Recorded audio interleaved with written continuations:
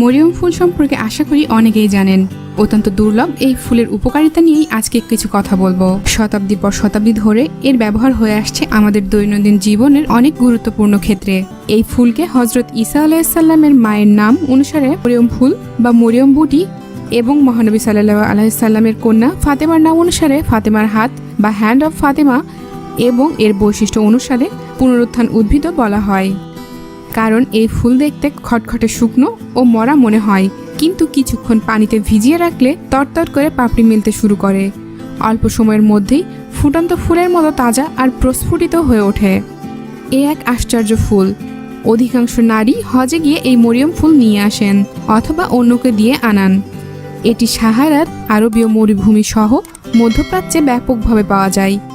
এই ফুলে রয়েছে প্রচুর পরিমাণে ক্যালসিয়াম, ম্যাগনেসিয়াম, পটাশিয়াম, দস্তা এবং লোহা। বিশেষত ক্যালসিয়াম ও ম্যাগনেসিয়াম একসঙ্গে পেশি সংকোচন নিয়ন্ত্রণ করে। এর কোনো নেতিবাচক পার্শ্ব প্রতিক্রিয়া নেই।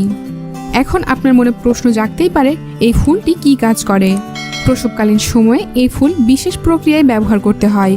এতে প্রসূতি মায়ের প্রসব বেদনা লাঘব হয় এবং দ্রুত ও সহজে ডেলিভারি সম্পন্ন করা যায়।